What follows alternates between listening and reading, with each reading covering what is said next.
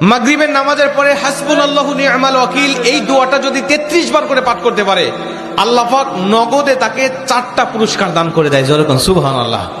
এবং এই পুরস্কারগুলো আপনি নিজের চোখে দেখতে পারবেন যে হাসবুনাল্লাহু নি'মাল ওয়াকিল এই দোয়াটা পাঠ করার কারণে আল্লাহ পাক আপনাকে কি কি বেনিফিট দান করেছে। 1 নম্বরে আল্লাহ পাক আপনার দুশ্চিন্তা, আপনার টেনশন আল্লাহ পাক দূর করে দিবে। আপনি যত বড় দুশ্চিন্তায় থাকেন না কেন, আপনার টেনশন আপনাকে একদম শেষ করে দিচ্ছে। আপনি যদি হাসবুনাল্লাহু নি'মাল ওয়াকিল মানে আল্লাহ আমার জন্য যথেষ্ট, আল্লাহ আমার জন্য অভিভাবক হিসেবে যথেষ্ট, আপনি যদি দোয়া করতে পারেন, আল্লাহ পাক বলেন যে আমি আল্লাহ পাক তার টেনশন, তার দুশ্চিন্তা একেবারে দূর করে দেই। এটা হলো প্রথম নম্বর বেনিফিট। দ্বিতীয় নম্বর বেনিফিট হলো যে এই দোয়াটা যদি কোনো ব্যক্তি নিয়মিত পাঠ করতে পারে, রাসূল সাল্লাল্লাহু আলাইহি ওয়াসাল্লাম বলেন যে আল্লাহ রাব্বুল আলামিন তার বিপদ আপদ বালা মুসিবত আল্লাহ পাক দূর করে দেয়। এটা আল্লাহ পাক নিজেই তার জন্য সাহায্যকারী হয়ে যায়। বিপদ আপদ বালা মুসিবত তার সামনে আর কিচ্ছু রাখে না। আপনি যত হাসবুনাল্লাহু নি'মাল ওয়াকিল পাঠ করবেন, তত আল্লাহ পাক আপনার সামনে থেকে বিপদ বালা মুসিবত দূর করে দিবে। এটা হলো 2 নম্বর।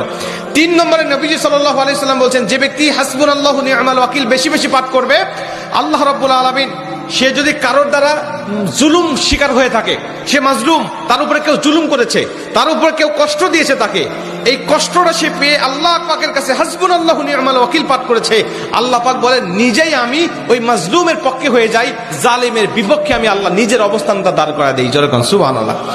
ভাই, আল্লাহ যদি আপনার পক্ষে দাঁড়ায় যায়, আপনার আর কিছু লাগে? আল্লাহ যদি আপনার জন্য সাহায্যকারী হয়ে যায়, আর কিছু লাগে?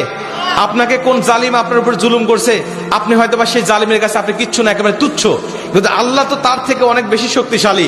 আল্লাহ পাক বলে যে আমি তখন ওই মাজলুমের পক্ষে দাঁড়া যাই, ওই জালিমের বিপক্ষে দাঁড়া যাই, আমি আল্লাহ আমার নিজের মতো করে আমি তখন বিচারটা শুরু করে দেই। যেরকম সুবহানাল্লাহ।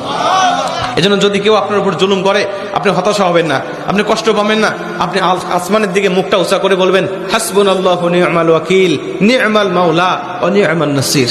আপনি এই দোয়াটুকু শুধু পাঠ করবেন, দেখবেন যে আল্লাহ পাক আপনার সব হতাশা, সব দুশ্চিন্তা, সব টেনশন আল্লাহ পাক মুহূর্তের মধ্যেই আল্লাহ পাক আপনার দূর করে দিয়েছে। যেরকম সুবহানাল্লাহ। এবং 4 নম্বরে রাসূল সাল্লাল্লাহু আলাইহি ওয়াসাল্লাম বলছেন যে তাকে আল্লাহ পাক দুনিয়া এবং আখিরাতের কল্যাণগুলো আল্লাহ পাক তাকে দান করে দেয়। দুনিয়াতে যত কল্যাণ, যত খারাপই আছে এগুলো দূর করে দেয়, কল্যাণগুলো আল্লাহ পাক দান করে দেয়। আবার আখিরাতের যত কল্যাণ লাগবে আপনার সব কল্যাণগুলো আল্লাহ পাক আপনাকে দান করে দিবে।